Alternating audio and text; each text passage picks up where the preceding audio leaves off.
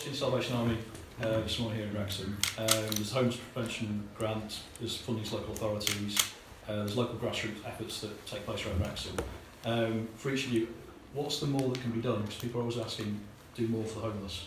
What is it on a personal level to you?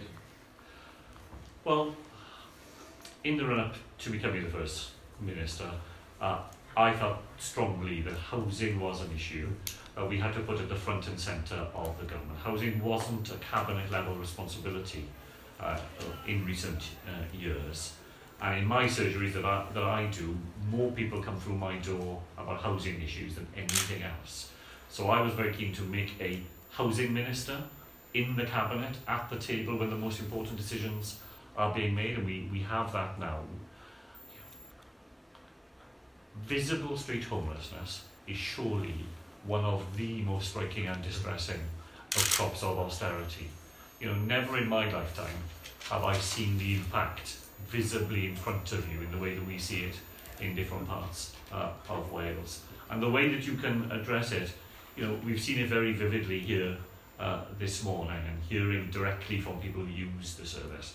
If you're somebody whose life is difficult and circumstances are really hard, then the way that the rest of us are lucky enough to be able to live our lives, with appointments and diaries and knowing where we're going to be 2 weeks next Wednesday and so on, it just doesn't work for people whose lives are so stressed. So what we've seen this morning is an example where the service comes to the person, not the person to the service. And in one morning, somebody said to me, I have done more this one morning in seeing people and getting seen than I would have in 2 months if I tried to trail around the system, going to all of these people individually. So even in really tough times, with a bit of money, there's a bit of extra money from the Welsh Government in what's going on here in Wrexham, there are ways we can do things better and have a real impact in the lives of those people who need that help the most. I think people need to think more carefully and more considerately about others as well. I'm really worried about growing vilification of homeless people. We live in an increasingly angry society, and anger only leads ultimately to suffering, and people who are homeless are amongst the most vulnerable people and who are likely to suffer the most.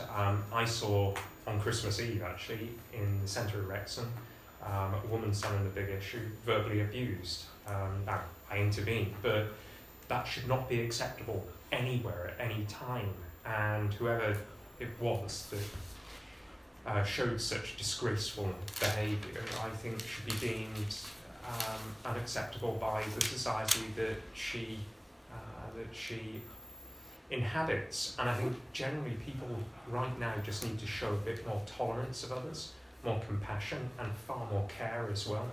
And that means we need to perhaps look at how we view ourselves in the world and how we view our contribution and how we view what we take from the society that we live in. And I think we just need to balance, give and take a little bit more, and realise that unhappy societies are those societies that are the most divided and unequal. And so perhaps as a measure of decency, we need to ensure that as a top priority we end homelessness.